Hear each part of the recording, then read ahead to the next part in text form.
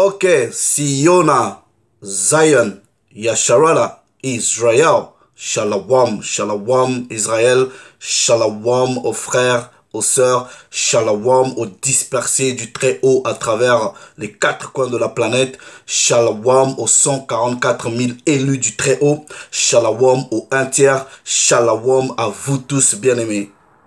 C'est votre frère Allegra.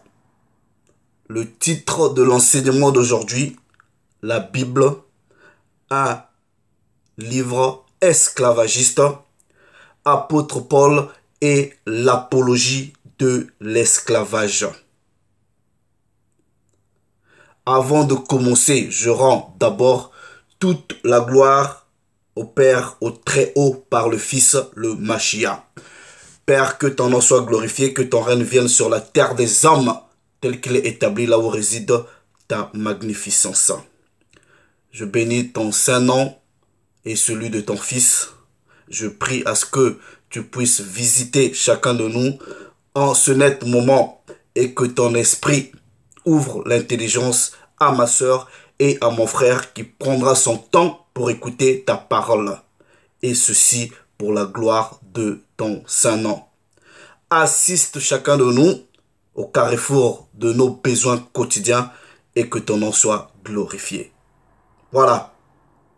Donc les frères, nous allons en tout cas au meilleur de l'habileté que le Père nous a donnée, apporter de la connaissance afin que plusieurs personnes aient une meilleure compréhension des textes qu'ils lisent.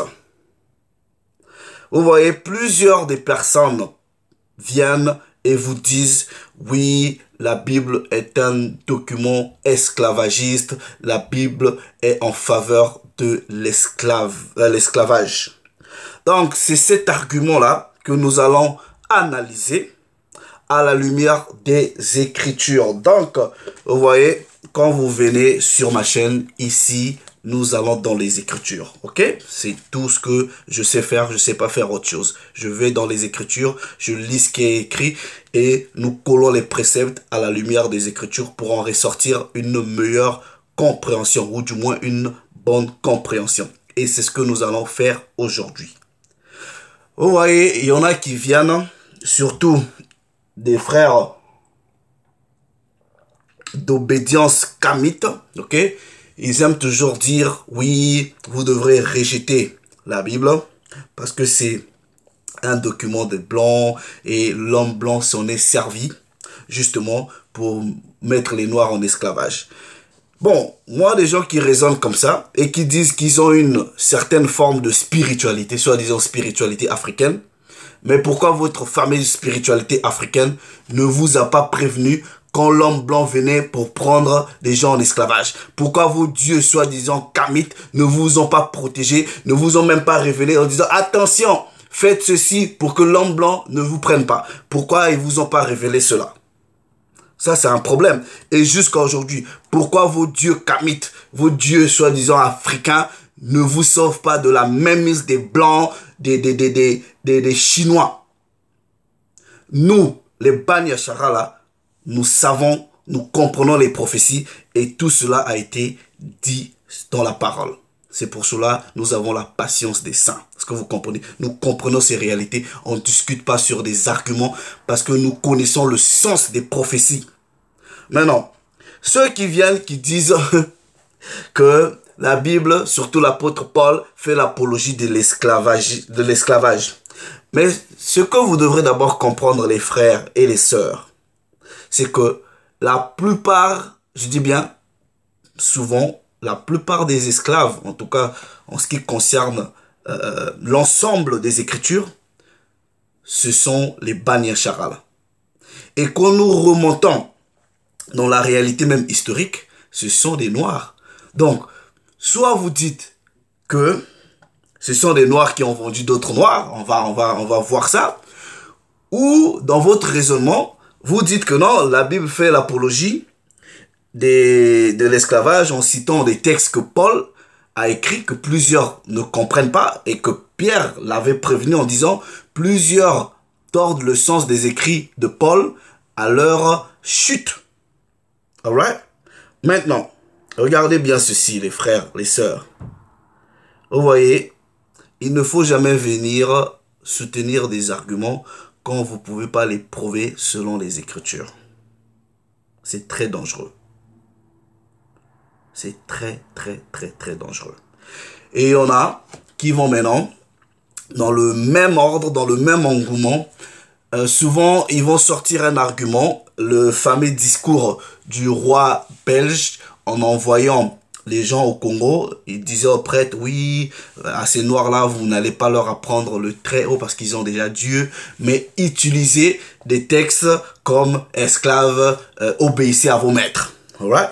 Et plusieurs personnes vont prendre ce verset-là et ces histoires-là pour dire, ben voilà, vous voyez que la Bible a été utilisée pour mettre les Noirs en esclavage. Non, non, non, les frères. Vous devrez overstand, c'est-à-dire vous devrez aller au-delà de la compréhension commune, la compréhension conventionnelle, c'est-à-dire c'est exercer un haut degré d'intelligence. Vous voyez, je prends par exemple les allumettes. Les allumettes par exemple. Ça peut tout faire, comme du bien, comme du mal. Vous pouvez prendre les allumettes pour peut-être allumer votre feu pour vous chauffer. Vous pouvez prendre les allumettes pour créer un incendie. C'est différent. Mais est-ce que les allumettes à la base ont été faites, fabriquées pour des incendies? Non. Ça va dépendre de l'usage. Et ce que nous allons faire ici, ok, on va vous expliquer la différence entre des gens qui ont fait l'usage d'un verset à des fins viles. Ça ne veut pas dire que le livre en lui-même est un livre vil.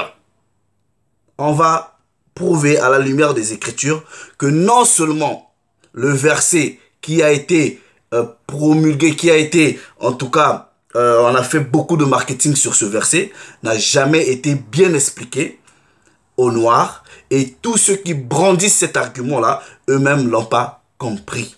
Nous allons bien voir ça dans les Écritures, et en ce moment, vous allez comprendre que, en réalité, les gens se sont gourés. Est-ce que vous comprenez? Donc Paul, lui-même qui était un Israélite, un homme noir, il va faire l'apologie de l'esclavage. Est-ce que ça a un sens? Prenez les Bibles, nous allons aller dans la Bible pour voir un peu ces choses-là. Ok, mon premier précepte, je le prends dans le premier livre des Corinthiens.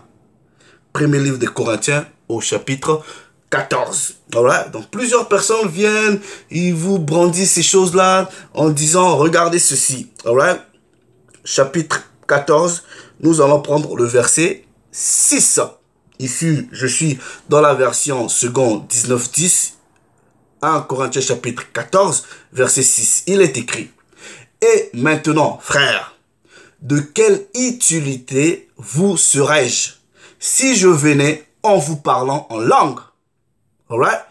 Et si je ne vous parlais pas, comment? Par révélation, par connaissance, par prophétie ou par doctrine. Voici principalement les 4 étapes du vrai enseignement biblique. C'est-à-dire, quand vous vous dites un prédicateur, un homme de Dieu, en faisant un enseignement, vous devrez, en tout cas, dans votre enseignement, illustrer ces 4 dimensions-là, comme l'apôtre Paul le dit. La révélation, la connaissance, la prophétie et la doctrine. On va essayer de briser ces préceptes-là. Qu'est-ce que c'est que la révélation? Nous partons dans Ésaïe chapitre 29. On lit à partir du verset 11. Ok? Il est écrit, toute la révélation est pour vous comme les mots d'un livre cacheté, que l'on donne à un homme qui sait lire en disant, lis donc cela, et qui répond, je ne puis car il est cacheté. Vous voyez, ce premier homme-là est conscient que même si on lui tendait le livre, malgré qu'il soit un lettré, c'est-à-dire quelqu'un qui est peut-être allé à l'école, qui sait lire, il est conscient du sceau. Il dit, mais vous me donnez un livre. Vous me donnez des choses qui sont cachetées. C'est pour cela, il est écrit que la gloire du Très-Haut est de cacher les choses et la gloire des rois, des saints, est de révéler les choses. Donc, c'est pour cela qu'on va vous révéler quelque chose. Parce que nous sommes partis des saints. Donc, cet homme-là était conscient en disant, même si vous me donnez le livre, je vais le lire, mais je ne vais rien comprendre. En ce moment, on tourne vers un autre homme. En lui tend le livre, verset 12. Et comme un livre que l'on donne à un homme qui ne sait lire, en disant, lis donc cela, et qui répond, je ne sais pas lire. Verset 13, le Seigneur dit, quand ce peuple s'approche de moi, il m'honore de la bouche et des lèvres, mais son cœur est éloigné de moi, et la crainte qu'il a de moi n'est qu'un précepte de tradition humaine. Donc plusieurs personnes viennent, ils brandissent des préceptes de tradition humaine qui n'ont aucun fondement biblique. Parce qu'ils n'ont pas reçu la révélation de décortiquer les Écritures à la lumière de ce qui nous a été déjà donné. Puisque Romains dit quoi? Tout ce qui a été écrit d'avance l'a été écrit pour nous, pour notre instruction. Alright? Ça, c'est d'abord la révélation. Ensuite, on vous dit, vous devrez enseigner par connaissance. Paul dit, si je viens, je commence à parler en langue, est-ce que je vous serai d'une utilité? Donc, vous devrez avoir la révélation, la capacité à décortiquer ces écritures-là, la capacité à lire les prophéties et à les transmettre aux gens. Il y a aussi la connaissance. Proverbe 19, 2. Proverbe 19, 2. Le manque. Non, psaume. Proverbe 19, 2. Alright. Le manque de science ou de connaissance n'est bon pour personne. Et celui qui précipite ses pas dans le péché. Celui qui précipite ses pas tombe dans le péché. Donc plusieurs personnes, en lisant les écrits de Paul, ont précipité leurs pas et ils sont tombés dans le péché. En même temps, ils ont conduit plusieurs en erreur en disant que Paul de Tarse fait l'apologie de l'esclavage et que la Bible est un document esclavagiste. Vous êtes tombés dans le péché et vous avez ici une occasion pour vous repentir. Alright, révélation, connaissance. On vous dit le manque de connaissance n'est bon pour personne. Et c'est quoi cette connaissance-là? Osée, chapitre 4, un verset aussi que les chrétiens lisent, qui ne comprennent pas, ils citent pêle-mêlement, idiotement, mon peuple périt par manque de connaissance. C'est qui le peuple? C'est les Bani Hacharal, vous ne savez pas. Donc, en dehors de Bani Hacharal, vous ne pouvez pas citer ce verset-là si vous êtes en dehors de la périphérie. Est-ce que c'est pas vous? Ensuite, qu'est-ce que cette connaissance-là qui faisait que le peuple périsse? Et jusqu'à aujourd'hui, nous périssons à cause de cette connaissance-là. Et que Proverbe 19 dit que quand vous manquez cette connaissance-là, c'est pas bon pour vous. Osée, chapitre 4, du verset 6, il est écrit: mon peuple est détruit parce qu'il lui manque la connaissance. Les chrétiens, généralement, s'arrêtent seulement là. Mon peuple périt parce qu'il lui manque la connaissance. Mais il faut lire la suite. C'était quoi cette connaissance-là? Puisque vous avez rejeté la connaissance, je te rejetterai et tu seras dépouillé de mon sacerdoce. Le sacerdoce, c'est la sacrificature. Voilà. Et cette sacrificature-là, ce sacerdoce-là, ça a été donné à qui? Au Bani Hacharal et principalement à la tribu de Lévi. Maintenant, la suite du verset va vous dévoiler cette connaissance. Puisque tu as oublié la loi de ton Dieu, j'oublierai aussi tes enfants. C'était cette connaissance-là que vous avez oubliée. C'est pour cela vous périssez. Donc, quand la parole dit le manque de connaissance n'est bon pour personne, c'est-à-dire le manque des lois, des préceptes, des statuts, ok, des commandements du Très-Haut. Est-ce que vous comprenez? On va vous parler aussi maintenant. Il a dit enseigner avec doctrine. Plusieurs personnes ramènent des doctrines de démons. You guys are off, man. You guys are off. You guys gonna get killed. Vous serez tués avec des doctrines pernicieuses, des démons, des choses qui tiennent pas la route. Et vous voyez, il y en a qui viennent. I don't know, man. You guys, je sais pas, vous n'avez pas l'esprit du Très-Haut. Vous n'avez pas l'esprit du Très-Haut. Vous suivez des imposteurs. Vous suivez... Come on, man. Moi, je vous dis, avec les écritures que nous avons là, vous avez tout ce que vous avez tout ce dont vous avez besoin. Vous n'avez rien d'autre. Étudiez, priez que le Père lui-même vous ouvre l'intelligence. Vous voyez, moi, votre frère Allegra. Ce que je fais ici, il y en a, ils se disent, waouh, waouh. Peut-être là, le frère, il est béni, hein. Peut-être, ouais, il explique bien. Je n'ai jamais été sur un banc d'école pour apprendre ces choses-là. Est-ce que vous comprenez? Personne ne m'a enseigné en disant vos histoires de théologie. Jamais de la vie. Est-ce que vous comprenez? C'est par l'esprit. Le Père dit dans les derniers jours sur ses enfants, sur son peuple choisi, il va libérer l'esprit de connaissance. Nous sommes juste les enfants de cette prophétie. Le Père nous révèle les choses et on prend aussi le temps d'étudier. Vous me voyez aller s'asseoir sur le banc et qu'un homme blanc m'enseigne les histoires de mes propres parents. That's an abomination, man. Regardez, Paul a parlé de la doctrine. Nous prenons Tite. Tite, chapitre 1er. Alright, je lis à partir du verset 6. Dans le contexte, on parle de l'évêque. Mais nous allons prendre les requirements, comment dire, les conditions qui sont appliquées à l'évêque et nous allons l'appliquer à nous. Il est écrit à partir du verset 6. S'il s'y trouve quelque chose, non, s'il s'y trouve quelque homme irréprochable, mari d'une seule femme, ayant des enfants fidèles, qui ne soit ni accusé de débauche, ni rebelle. Car il faut que l'évêque soit irréprochable comme économe de Dieu, qui ne soit ni arrogant, ni colère, ni adonné plutôt au vin, ni violent, ni porté à un gain déshonnête. Mais qu'il soit hospitalier, ami des gens de bien, modéré, juste, saint et tempérant. C'est le verset 9 qui m'intéresse. Il dit, attaché à la vraie parole, ok, telle qu'elle a été enseignée. Est-ce que vous comprenez?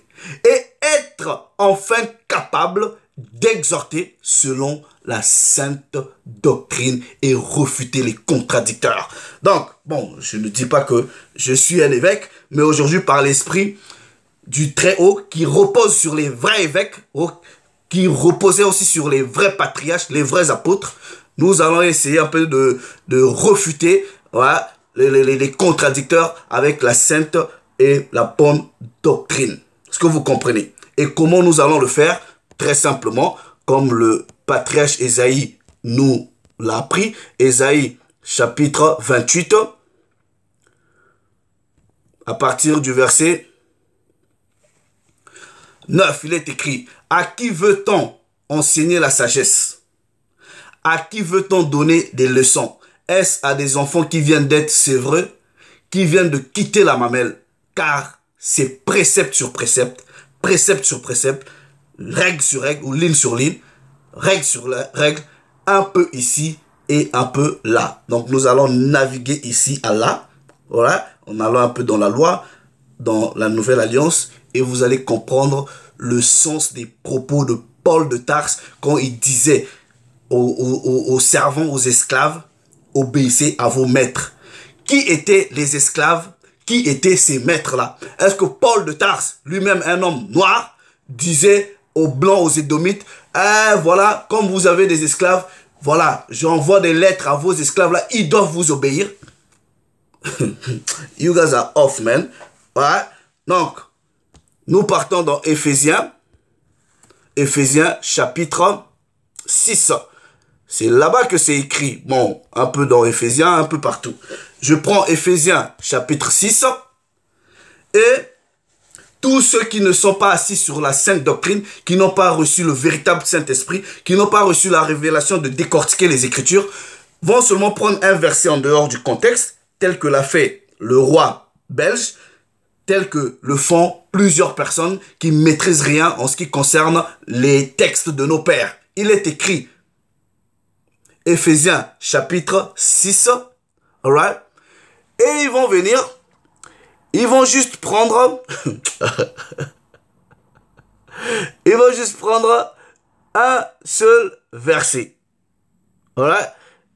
Regardez ceci. Where is it? Ok. Nous prenons, avant d'abord d'aller dans Éphésiens, bon, je prends, non, ici je suis dans Galates, je suis pas dans Éphésiens, sorry. That's why I was confused. Éphésiens chapitre 6. Ok. Donc, ils vont seulement prendre le verset 6.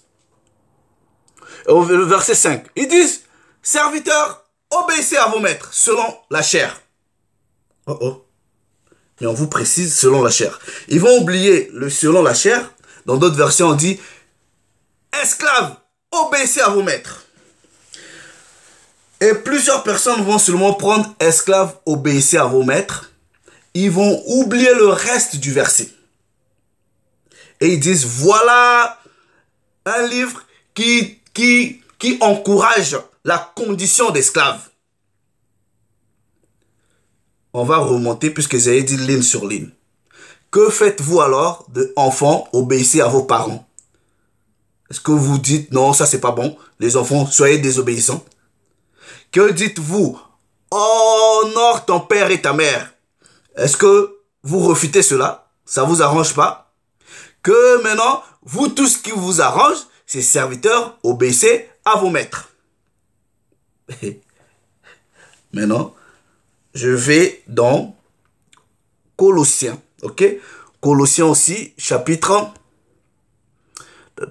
Colossiens chapitre 3. On lit le verset 22.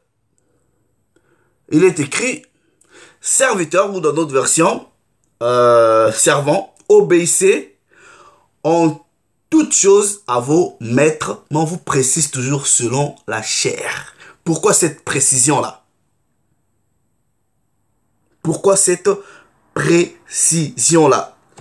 Qui sont les maîtres ici, là? Qui sont les esclaves qui devraient obéir? Vous devrez d'abord comprendre qu'ici, à cette époque-ci, quand on parle d'Éphésiens, par exemple, ici, on est sous la domination romaine. On est sous la domination romaine. Donc, est-ce que dans votre tête, là, dans vos réflexions idiotes, dans vos réflexions de haute bassesse, vous pensiez plutôt que Paul prenait des lettres, écrivait ces lettres-là aux maîtres esclaves édomites, en disant aux maîtres esclaves édomites, lisez ces lettres-là à vos esclaves qui doivent vous obéir. Seriously? Mais pourquoi il précise selon la chair? Vous allez comprendre, on va vous expliquer qui sont là. Donc ici, là, on va vous prouver, premièrement, qui étaient les maîtres à cette époque-là et qui étaient les esclaves. Il y a deux formes d'esclaves, on va vous expliquer cela. Regardez, nous partons dans la loi. Nous prenons Deutéronome chapitre 15.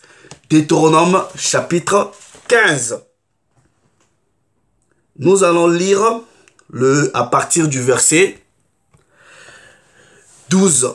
Il est écrit, si l'un de tes frères hébreux, homme ou femme, se vend à toi. Quand on dit se vend à toi, ça veut dire il se livre à toi. Mais pour que cet homme se livre à toi, ça veut dire quoi? Qu'il devienne ton serviteur ou ton esclave. Mais le mot esclave, ça n'a pas la même connotation qu'aujourd'hui. Servant, c'est-à-dire peut-être domestique, peut-être un valet, peut-être quelqu'un qui est à ton service. Est-ce que vous comprenez? On vous dit si, au verset 12, si l'un de tes frères, homme ou femme, hébreu, se vend à toi, il te servira 6 années. Mais la 7e année, tu le renverras libre de chez toi. il va travailler pendant 6 ans, 7e année, il doit être libre. Mais non, il y avait plusieurs conditions. Il y en a qui travaillent. Peut-être que vous avez contracté une dette, vous n'êtes pas en mesure de payer, vous devrez travailler pour cette personne-là. Il y avait plusieurs conditions.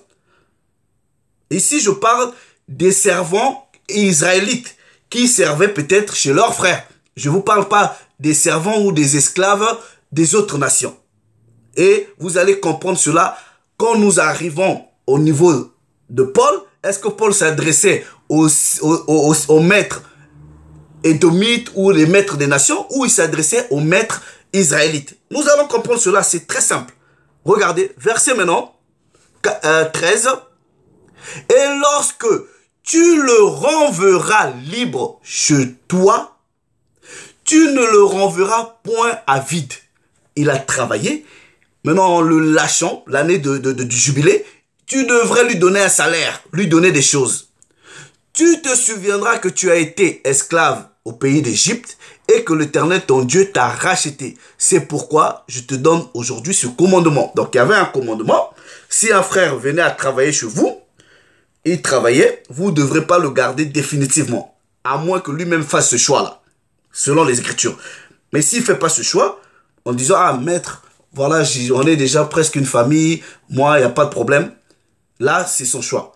Mais s'il ne fait pas ce choix-là, tu devrais, ce qu'on appelle, lui donner son décompte final. Je lui donne son argent, tu lui donnes des biens et qu'il s'en aille.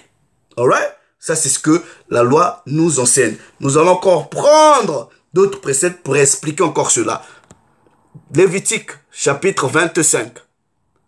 Lévitique, chapitre 25. Nous lisons à partir du verset 35. Il est écrit, si ton frère, écoutez bien, si ton frère devient pauvre et que sa main fléchisse près de toi, tu le soutiendras. Tu feras de même pour celui qui est étranger et qui demeure dans le pays, afin qu'il vive avec toi. Tu ne tireras de lui ni intérêt, ni usure. Tu craindras ton Dieu et ton frère vivra avec toi. Alright? Verset. Tu ne lui prêteras point ton argent avec intérêt. Tu ne lui prêteras point tes vivres à usure. Je suis l'Éternel, ton pouvoir, qui vous ai fait sortir du pays d'Égypte pour vous donner le pays de Canaan pour être votre Dieu. Maintenant, si ton frère devient pauvre près de toi et qu'il se vende à toi, tu ne lui imposeras point le travail d'un esclave, c'est ton frère. Il sera chez toi comme un mercenaire, en sorte comme un servant. Est-ce que vous connaissez un domestique?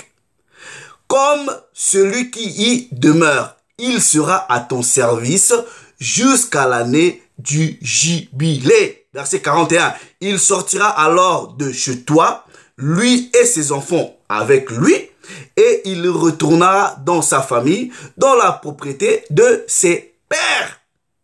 Period. Now, on va maintenant aller dans l'alliance renouvelée pour voir qui étaient ces travailleurs. Est-ce qu'ils travaillaient à qui Paul s'adressait, ces soi-disant ces esclaves-là, à qui Paul s'adressait? Est-ce que ces gens-là travaillaient chez les Romains, chez les Édomites, ou ils travaillaient chez leurs propres frères? Regardez ceci, ok? Nous prenons. You guys are off, man. Vous devrez bien lire. Prenez le temps de bien lire. Souvent, les gens viennent un peu faire des enseignements ou ramener des arguments dans la précipitation. Et vous pouvez juste comprendre que cette personne-là n'a rien compris ou n'a pas pris le temps d'étudier. That's it. 1 Timothée, regardez bien, 1 Timothée au chapitre 6. Alright? 1 Timothée au chapitre 6, on va lire le verset 1 et le verset 2. Regardez. Que ceux qui sont sous le joug de la servitude regardent leur maître comme digne de tout honneur, afin que le nom de Dieu et la doctrine ne soit pas blasphémée. C'était quoi qui n'était là? Puisque la loi vous dit quoi? Il va servir pendant des années et à la sortie du jubilé, on doit lui donner quelque chose. Donc, ceux qui servaient chez leurs frères, ils devraient respecter ces principes-là. Et les maîtres aussi devraient respecter ces principes-là. Et c'est ce que Paul va dire.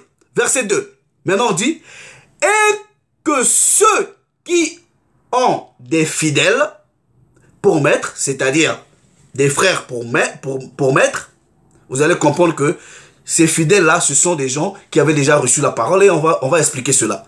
Pour maître, ne les méprise pas sous prétexte qu'ils sont des frères. Ne méprisez pas les gens chez qui vous travaillez en disant, ah voilà, je ne vais pas suivre ces instructions, de toute façon c'est mon frère. Non, non. Mais qui les servent d'autant mieux que ce sont des fidèles et des bien-aimés qui s'attachent à leur faire du bien. Enseigne ces choses et recommande-les. Timothée devrait enseigner ces choses à qui? Aux Édomites. Maintenant, nous repartons dans le contexte. Regardez, on prend Colossiens chapitre 3, à partir du verset 22, alright, il est dit, serviteurs, obéissez en toutes choses à vos maîtres selon la chair. Non pas seulement sous leurs yeux, comme pour plaire aux hommes, mais avec simplicité de cœur, dans la crainte du Seigneur. Maintenant, c'est pas fini. Ici, nous prenons le prochain chapitre pour voir le contexte. C'est-à-dire, celui qui servait devrait respecter. Et regardez maintenant à qui le service a été rendu, au maître. Qu'est-ce que le maître devrait faire? Verset, chapitre 4, premier verset. Maître, accordez à vos serviteurs ce qui est juste et équitable. Qu'est-ce qui était juste? C'était leur salaire, leur récompense après les années de service. Est-ce que ces gens-là, est-ce que le sorcier de Léopold a dit aux gens, oui, ben, si eux, ils veulent interpréter ce texte comme ça, est-ce qu'ils vous ont enseigné que eux, ils devraient payer les esclaves leur dû? Est-ce qu'ils vous ont enseigné ça? Ils vous ont jamais enseigné ça en disant, oui, bon, écoute, les esclaves devraient obéir aux maîtres, mais les maîtres aussi devraient leur rendre ce qui est équitable, leur salaire. On vous a payé quand on vous a mis en esclavage? Come on, man. Répondez-moi. Donc, c'est pour cela, quand les gens prennent le texte pour en faire toute une doctrine, ce n'est pas ce que le texte dit. Vous devrez d'abord savoir que quand ces gens-là sont venus pour nous mettre en esclavage, ils nous ont interdit de lire. Imaginez un peu, on disait aux esclaves, oui, obéissez, mais le maître doit vous payer.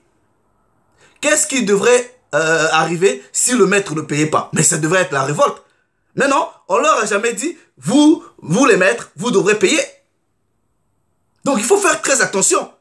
Regardez ceci. Maintenant, on va vous donner un exemple pour que vous compreniez que Paul, ces lettres-là n'étaient pas adressées aux païens. J'avais déjà expliqué, les lettres de Paul étaient adressées à ses frères israélites. Et les Israélites, par rapport aux différentes captivités, habitaient en communauté. On va vous expliquer. Regardez ceci. Alright? Et on va vous prendre, par exemple, l'exemple de ce qu'on appelle par les affranchis. C'est-à-dire, c'était des Israélites qui étaient affranchis, c'est-à-dire, ils avaient un statut différent que ceux qui étaient vraiment en captivité ou des esclaves. On va expliquer cela selon les Écritures. Je prends Actes des Apôtres, au chapitre 6. Actes des Apôtres au chapitre 6. Je lis le verset 9. Quelques membres de la synagogue dite des affranchis, la synagogue dite des affranchis, de celle des Cyrènes et de celle de Alexandrin, avec des Juifs de Sicile et d'Asie, se mirent à discuter avec lui. ce qui m'intéresse, c'est les affranchis.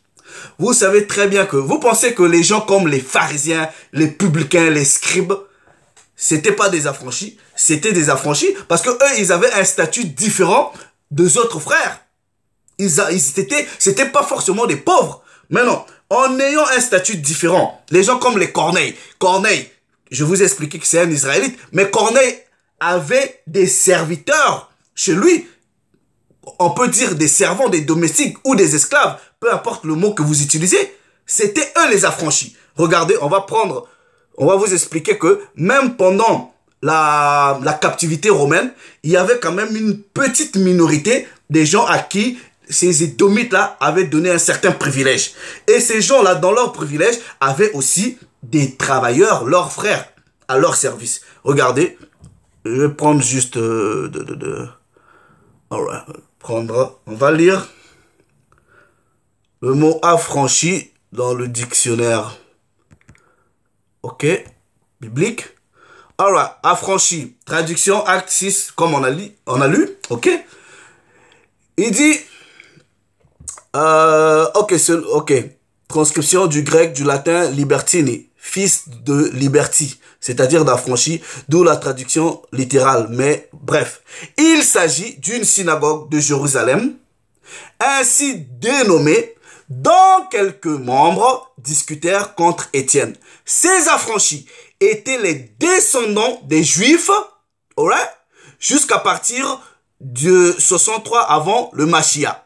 Pompée les avait emmenés captifs, les avait emmenés esclaves à Rome, qui avaient été par la suite émancipés et admis au privilège des citoyens romains. Period. Vous lisez ou pas?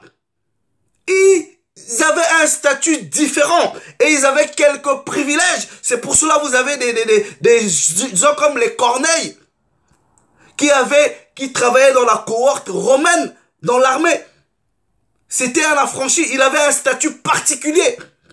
Et dans son statut particulier là, il avait le privilège d'avoir des gens à son service, qu'on peut qualifier d'esclaves. Mais le mot esclave aujourd'hui a peut-être une autre connotation. Ça veut tout simplement dire des gens qui sont au service d'eux. And we're gonna prove that. Un autre, on va prendre un frère qui avait la condition d'esclave, qui travaillait aussi chez un autre frère. Regardez, Onésime. On va lire ce texte. Onésime, vous connaissez Onésime, qui travaillait pour Philémon. Et Onésime, apparemment, il s'était échappé. Et Paul, connaissant la loi, va le faire repartir chez son maître en disant non, tu dois achever ce que tu fais. La loi dit quoi? Tu travailles pendant 6 années, la 7e année, tu es libre, on te donne ce qu'il te faut. Regardez, on va lire ce texte. You guys are off, man. You guys are off. Vous pensez que Paul écrivait des lettres aux Édomites en leur disant « Eh ben, vous devrez mettre les gens en esclavage. » Come on, man. That's foolishness. On va prendre l'exemple de... Ok, Philémon. On va prendre l'exemple d'Onésime.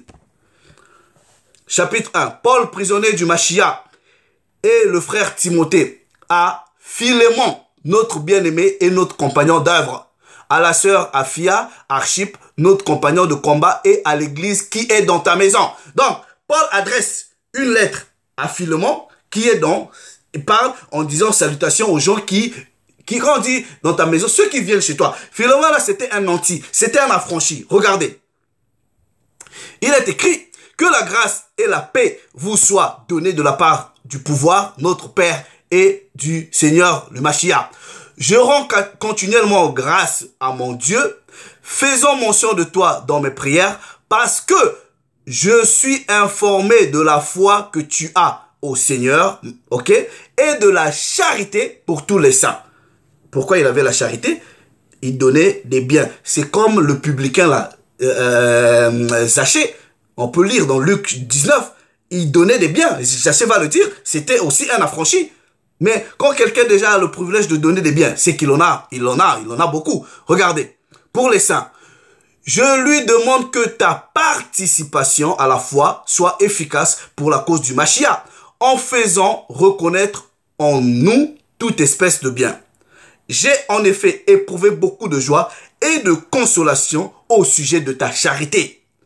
Car par toi, frère, le cœur des saints a été tranquillisé. C'est pourquoi, bien que j'ai en le Mashiach toute liberté de te prescrire ce qui est convenable, c'est de préférence au nom de la charité que je t'adresse une prière. Étant ce que je suis, Paul, vieillard, et de plus maintenant prisonnier du Mashiach. Regardez, je te prie pour mon enfant que j'ai engendré étant dans les chaînes. Onésime, qui autrefois t'a été inutile. Pourquoi Onésime a été inutile? Il semblerait que Onésime, il a fui, puisque Onésime était serviteur chez Philémon. Qui autrefois t'a été inutile, mais qui maintenant est utile, et à toi et à moi. Pourquoi? Parce que Onésime a servi aussi Paul. Quand vous lisez dans Colossiens, dans même Éphésiens, je pense, il a servi Paul.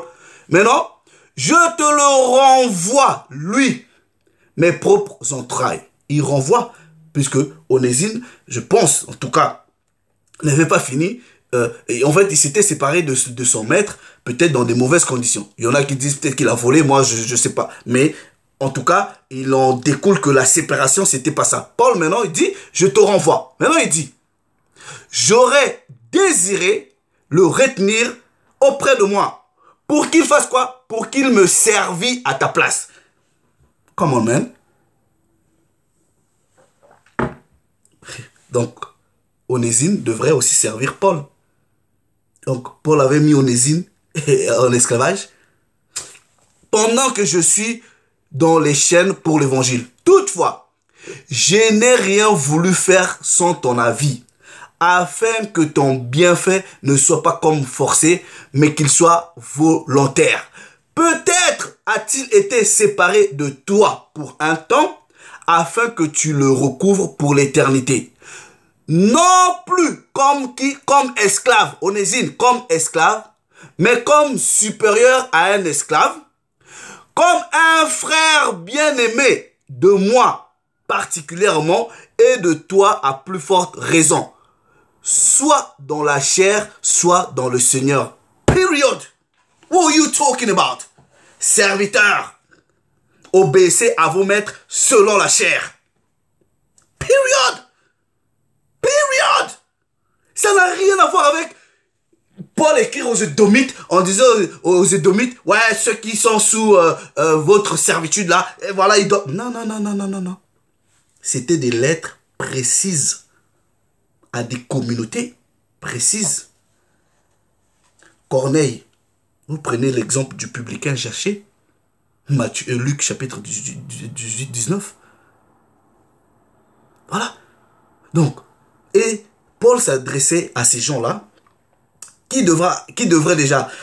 avaient déjà reçu la parole, mais qui avaient sous leur gouvernance des autres frères.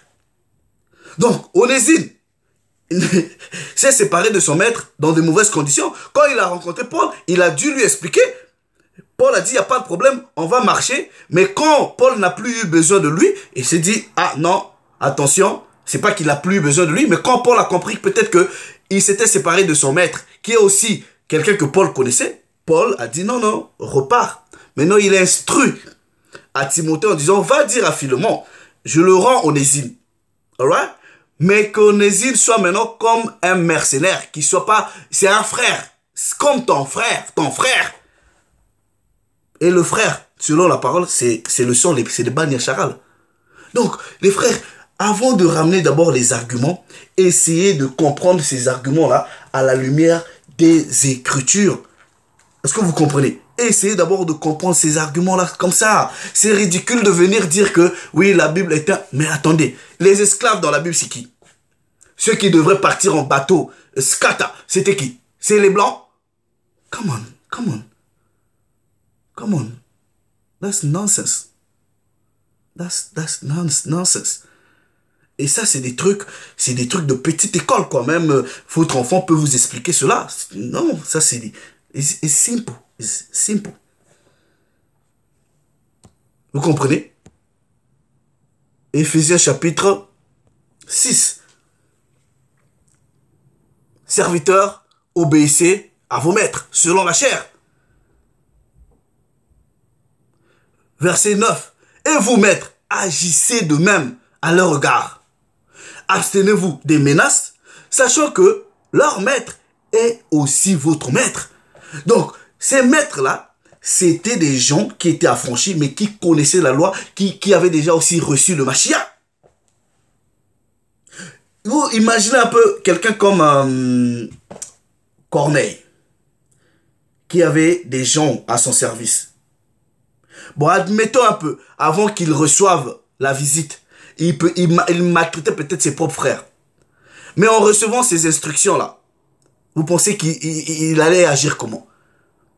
Il allait maintenant agir avec amour, en sachant, ah, bah écoute, celui-là, qui est peut-être mon domestique, il va travailler pour moi pendant un temps, ou même il doit mériter son salaire.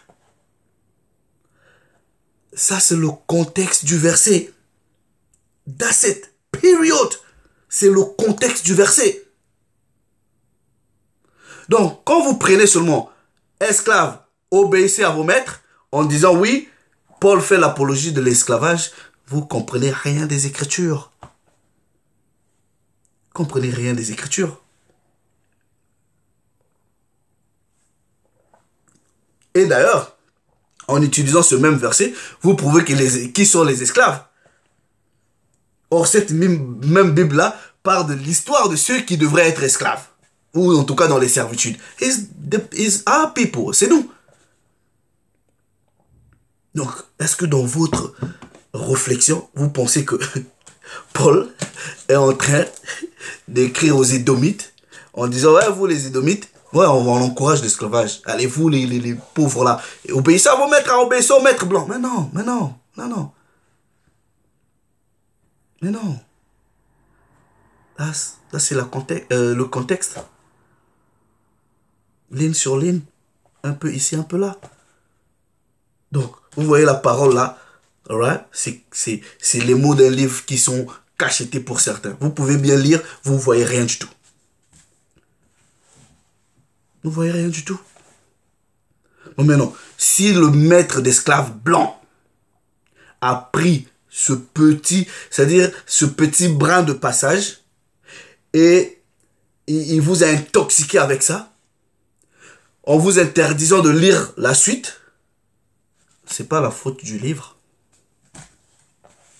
C'est pas la faute du livre. Donc, avant de venir avec votre argument là, qui est faible, ok, prenez quand même le temps de lire. Les lettres là étaient adressées principalement à des affranchis qui avaient une bonne position, même pendant le règne des Romains, qui étaient affranchis et qui avaient aussi à leur service quelques frères qui travaillaient pour eux. C'est tout. Et qu'on demandait une certaine obéissance aux frères et on demandait aussi l'application de la loi, de la justice de la part de ceux qui étaient nantis affranchis. Donc frère travaille pour toi, ne considère pas comme étant un esclave étranger, tu dois lui payer son argent. Et toi qui sers, obéis à ton maître, ne sois pas rebelle, toi maître, ne menace pas. That was the context, c'était tout. Bon, qu'est-ce qui est difficile à comprendre ici? Vous dites-moi d'abord, qu'est-ce qui est difficile à comprendre? Anyway, guys, all praise to the Most High, ok? Donc, toute la gloire au Père. Je pense que le truc, il est simple. Il est simple. Alright? J'espère que je vous ai apporté l'édification et que par rapport à ces passages-là, vous avez maintenant une meilleure compréhension.